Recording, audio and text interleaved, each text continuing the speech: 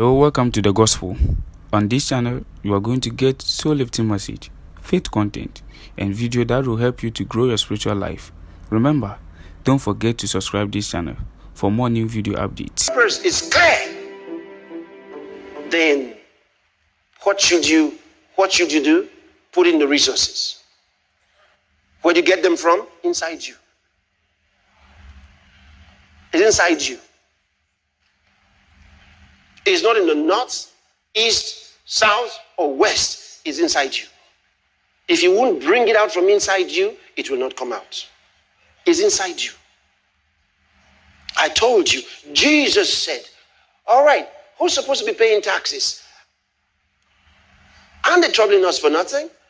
The disciples said, yeah, Lord. He said, well, let's not offend them.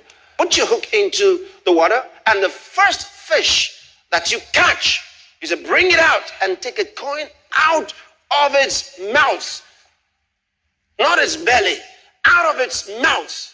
The coin will be in its mouth. He says, take it and pay for both of us.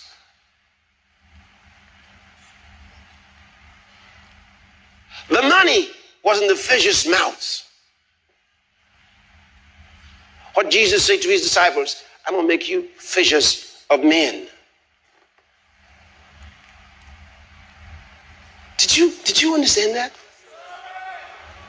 It's in the fish's mouth.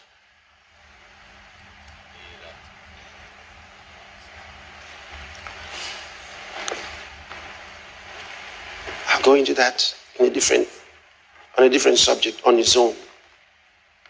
All right? In Deuteronomy chapter 8 and verse 18, it tells us something. Look at it quick. Deuteronomy chapter 8 and verse number 18. But thou shalt remember the Lord thy God, for it is he that giveth thee what? Power to get wealth. The power of resources. The power to get wealth, that he may establish his covenant, which he swore unto thy fathers, as it is this day. It is God that gives you what? Power to get wealth. Have you ever been in that situation where you needed money to do some things and the money just wasn't there? And you were thinking, God, what do I do? Listen, if you ever find yourself at that point and you think that, I wish I had the money, I wish I had this, the more you think like that, the more you drown. That's like Peter walking on the water. He sees the waves and he starts drowning. And what did the master say? The Bible says the master caught him immediately. What did he say? He says, why did you doubt? He didn't say, oh, the water where you were was too soft. He said, why did you doubt? Jesus knew the reason for the man sinking. He said, why did you doubt? The reason he was sinking was because he looked at the waves. He looked at the waves. His attention was on the waves. Jesus called him. He forgot who called him. So he began to drown.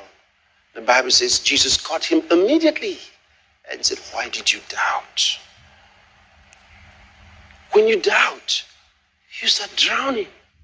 And you think it's the situation. No, you're not drowning because of the situation. You're not drowning because of circumstances. You're not drowning because of what you're going through. You're not drowning because something here or there or there. It's what you're looking at. And so you doubt and you go down. You're weakened. You go down. Jesus caught him. So why did you doubt? Listen, and listen hard. We come from a lineage of miracle workers.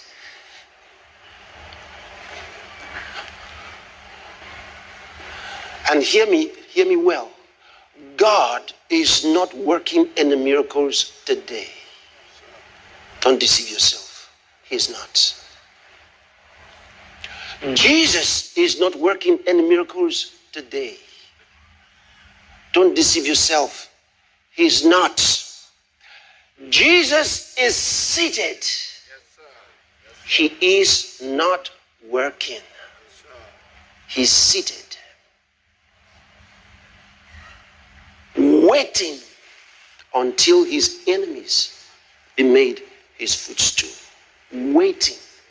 That's what the Bible says. Sitting and waiting. He's not performing miracles. You have to understand the difference between our generic communication in general meetings where sinners and babies are. So we say, God is going to do whatever it is. Like, God's going to heal you today. God's going to do this. Is he? That's a general truth.